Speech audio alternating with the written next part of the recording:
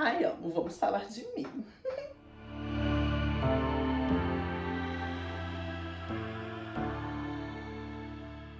Olá, Sinners! Meu nome é Alison e a biblioteca está aberta. E hoje eu tô muito animada porque a gente vai falar do livro que deu origem ao meu nome, Alice no País das Maravilhas. Mas ele é um homem? Mas é drag. É drag. Ah, o drag! Apesar de ter ficado muito famoso com o filme da Disney e depois com as duas versões do Tim Burton, Alice no País das Maravilhas, na verdade, é um livro escrito no século XIX pelo nosso querido Lewis Carroll. Querido vírgula, porque tinha uns probleminhas na vida dele, mas a gente não vai falar sobre isso. No último vídeo, a gente falou um pouquinho sobre modernismo e sobre como a gente passa a ter um foco muito grande na representação da representação, nesse declínio da ideia de identidade, né? E aí você vai falar, tia Alice, mas o Alice no País das Maravilhas, Aventuras de Alice no País das Maravilhas, né, no original do inglês, ele foi escrito no século XIX, né?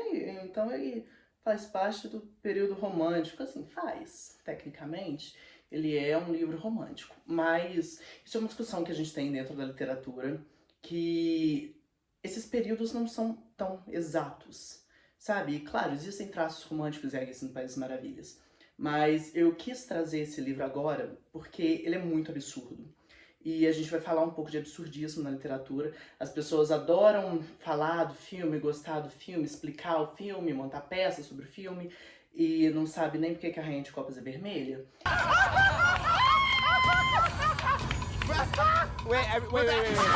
Então, Titia tá aqui pra explicar um pouquinho sobre de onde vêm esses personagens que nós tanto amamos. Então, Alice, ela começa lá, menininha, né, na árvore, e aí ela vê um coelho correndo com o relógio, aquele coelho branco, nós estamos cansados de saber. Ai, os meus bigodes, é tarde, tarde, tarde. E aí ela o segue até a toca do coelho. A Alice, a gente vai perceber que é um grande símbolo para a curiosidade. Ela tá sempre tentando descobrir algo novo e ela tem sempre que fazer escolhas.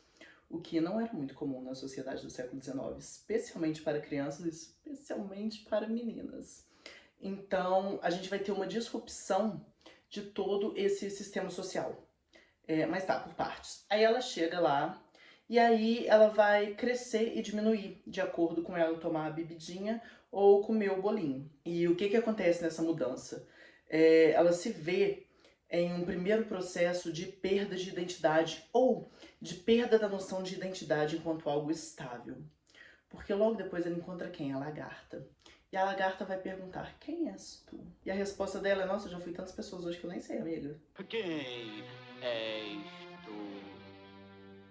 Eu já nem sei, senhor. Mudei tantas vezes desde hoje de manhã. Então, olha só, esse processo de crescimento e diminuição que ela vai passando é um momento no qual ela se vê em vários lugares ao mesmo tempo, de vários tamanhos diferentes, de modo que aquilo que ela tinha conhecimento como algo ontológico, como algo identitário, deixa de ser verdade. E ela sequer sabe quem ela é. E por que a gente tem uma lagarta?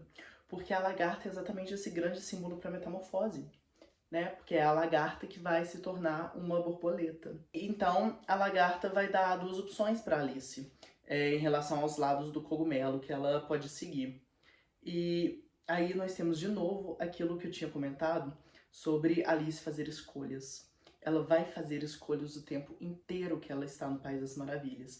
E aí é que tá. O País das Maravilhas é uma subversão completa da realidade na qual o Lewis Carroll estava escrevendo, da realidade vitoriana, né? Porque a gente tá falando de uma Inglaterra no período vitoriano. Então, a Alice segue por esse mundo mágico e encontrando alguns seres, né? Ela vai chegar a encontrar o nosso querido gato de Cheshire. E o gato desaparece, aparece também nessa questão identitária de ausências e de presenças. E ele vai ter uma fala que é muito importante, porque ela pergunta pra ele, qual caminho eu devo seguir? E aí ele fala, aonde você deseja ir? E ela fala, não sei. Aí ele fala, então qualquer caminho serve. Mas eu só queria saber que caminho tomar. Oh, isso depende do lugar aonde quer ir. Oh, realmente não importa, desde que eu... Então, não importa que caminho tomar. Então, nessa questão das escolhas da Alice e de a vida enquanto uma sequência de escolhas que a gente vai fazendo, ela tem um certo objetivo. Porque se você não tem aonde você deseja ir, se você não tem uma finalidade para aquele percurso, qualquer caminho serve. Não tem caminho certo, não tem caminho regrado, que, de novo, é o País das Maravilhas, porque dentro da sociedade vitoriana a gente tinha as regras. A sua vontade, aonde você deseja ir, não importava. Mas não é assim, País das Maravilhas. Aí ela vai chegar na festa do chá. A festa do chá é linda, porque é onde tem o chapeleiro. E a Lebre de Março. E aí são essas coisas loucas, malucas, que estão gritando, que não param de tomar chá, porque o tempo marca sempre 6 horas. E aqui a gente tem uma personificação do tempo. O tempo tem um papel muito importante dentro da história de Alice. Não só por ele ser personificado, mas no próprio coelho branco, porque ele tá sempre correndo contra o tempo. O coelho branco é essa grande representação da sociedade capitalista produtiva, que tinha que sempre estar produzindo, e aí é o horário marcado. E a gente vai ver quando a gente falar um pouquinho da história da sexualidade, como a vida vitoriana era muito regrada. Então, a gente acabou de passar pela Revolução Industrial, e o coelho é essa representação de estar sempre atrasado, sempre atrasado. E a Alice não consegue entender isso, porque ela ainda não está inserida nesse meio, né, num sistema simbólico quase, se a gente pensar. Mas o que aconteceu com a Lebre e com o chapeleiro? Eles brigaram com o tempo. E o fato de eles terem brigado com o tempo, ou seja, caído em um desencontro com esse sistema, prescreve que eles estão presos nesse lugar do ócio. Mas não é um ócio produtivo. É uma escassez de qualquer coisa. Sempre o Shai não tem nem tempo de lavar as xícaras e ele já tem que mudar de lugar porque é sempre 6 horas da tarde. Então é um sistema punitivo, né? Quando você rompe completamente com o sistema produtivo, você é jogado nesse lugar que está sendo apresentado para nós como algo não necessariamente bom. Então é uma dualidade de, sim, o sistema capitalista produtivo é ruim e exige demais das pessoas, e apenas nos Países Maravilhas as pessoas podem ter a opção de escolha, mas o ócio completo também não é de tudo bom, porque senão você fica preso nesse eterno jogo do chá. E aí, ela vai chegar no castelo da nossa Rainha de Copas. Logo antes de aparecer a Rainha de Copas, porque você vai me falar, ué, Alice, a Rainha de Copas é vermelha porque as copas das cartas são vermelhas. Duh! Ela seria preta se fosse de espadas. E eu vou te falar, que a gente tá falando de um outro contexto histórico da Inglaterra. E a gente percebe isso na cena antes da Rainha de Copas aparecer. Porque o que acontece? A Alice encontra cartas que estão pintando rosas brancas de vermelho. E aí você pensa, rosa branca, rosa vermelha. Não aconteceu uma coisa assim na história? Aconteceu, chama Guerra das Duas Rosas. Entre Henrique Tudor, que assumiu o trono inglês, e Ricardo III. E a Guerra das Duas Rosas, que eram entre as casas de Lancaster e Yorkshire, eram representadas por uma rosa vermelha e uma rosa branca.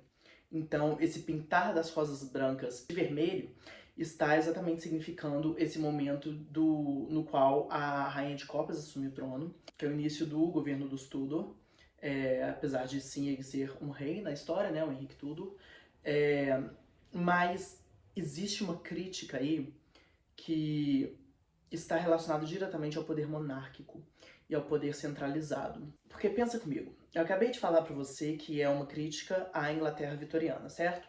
E aí agora eu tô falando pra você que a Rainha de Copas é vermelha, porque tem essa questão do pintar das rosas, que é uma referência à Guerra das Duas Rosas. Então qual que é? Não tem bem qual que é. É uma crítica geral a esse poder centralizado. Porque quando aparece a Rainha de Copas, ela está objetificando tudo e todos em volta dela. Os tacos dela para jogar criquet são flamingos, as bolas dela são porcos espinhos, né? Então tem essa questão da desumanização. Você fala, não são seres humanos. Não, mas os seres do País das Maravilhas, na sua maioria, não são humanos. E então há essa desumanização, ou desanimalização, se a gente quiser um outro termo, dessas entidades. E é uma sociedade do medo. As criaturas que moram no reino, até as cartas, temem a Rainha de Copas. Por quê? Porque ela inverte um sistema jurídico. Ela prescreve a punição, né, a sentença, antes de visitar a lei. Então tem toda uma crítica social a construção do poder, do direito divino dos reis, né, se a gente voltar um pouquinho na história, dentro da cena do Castelo da Rainha de Copas. E a gente ainda tem uma brincadeira com a imagem do rei, né, porque o rei, que deveria ser esse grande representante dentro de uma ideia masculina, né, machista e patriarcal, não serve pra nada na história, porque quem define tudo é a rainha.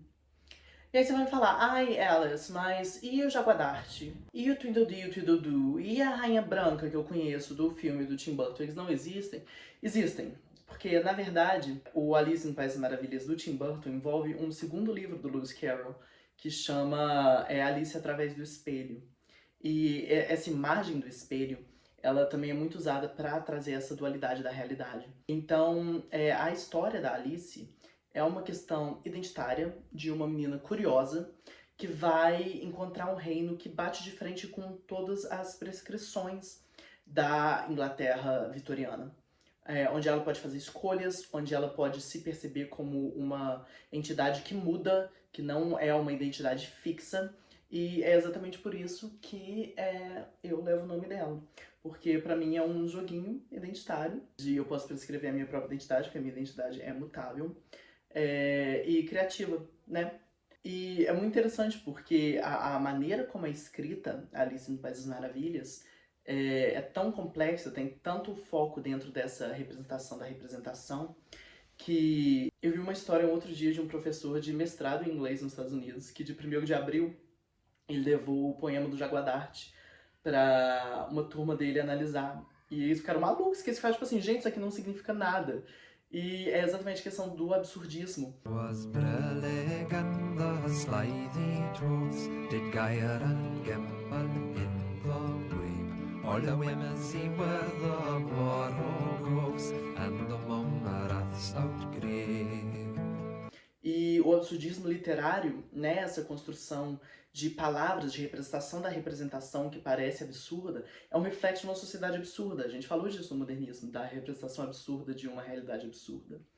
Então, por isso que Alice no País das Maravilhas é uma história tão interessante, é um livro tão interessante que rendeu tanto material e que continua aí, porque a gente continua sobrevivendo a essa realidade completamente absurda. E eu ouso dizer que não tem nada melhor para romper os paradigmas do que curiosidade e aprendizado. E aqui estamos, não é mesmo? Então é isso. Olha, esse mês é mês do orgulho. A gente vai falar muito de algumas coisas políticas, a gente vai falar nos próximos vídeos sobre um pouquinho de Foucault, a gente vai trazer análises literárias, falar de umas peças sobre aqueles de HIV/AIDS na comunidade gay, a gente vai falar sobre aqueles 2 do Caio Fernando Abreu, mas esse mês a titia tá política, tá? Então bora que daqui pra frente o pau vai quebrar. Beijo, até o próximo vídeo.